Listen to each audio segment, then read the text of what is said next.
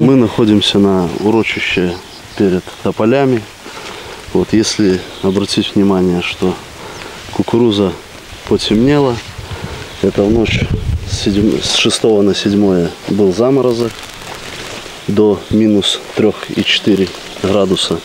Соответственно, видно невооруженным глазом, что кукурузу прихватило. Конечно же, с большего листья точка роста еще есть, поэтому какая-то надежда все-таки на урожай еще остается. У дырэктара палескай вопытнай станцыі меліяратыўнага земляробства Александра Юзупанова агляд пасеваў кукурузы, акрамя роспачы, нічога не выклікае. Толькі 2 тыдні таму пасевы радавалі маладымі пабегамі, і раптам за одну толькі ноч у выніку замаразкаў да минус 3 нівы каралевы палёў сталі брудна-жоўта-зялёнымі. Всего у нас кукурузы посеяно 500 гектар. Вот если обратить внимание, в таком состоянии именно после заморозка у нас находится где-то порядка 80-90 гектар. В целом где-то под заморозок попало около 150.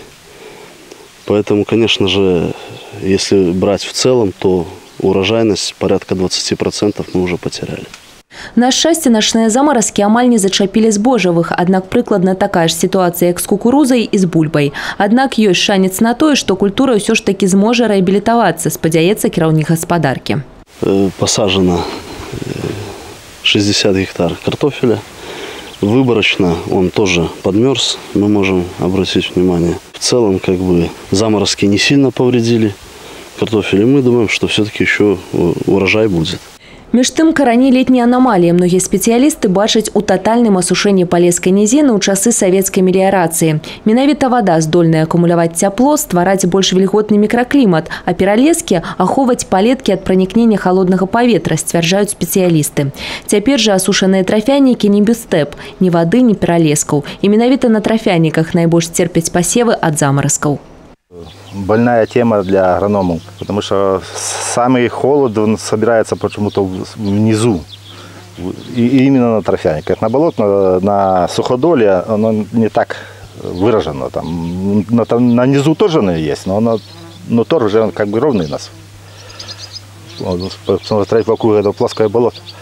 Если уже мороз попал, так то он уже растекается по всей. Каля 1000 гектараў кукурузы, 120 гектараў бульбы пашкоджана ў выніку замаразкаў у гаспадарках Лунінецкага района. Акрамя палескага найбольш пацярпелі Лапчанскае, Новае Палессе, Вулькаўскі світанак.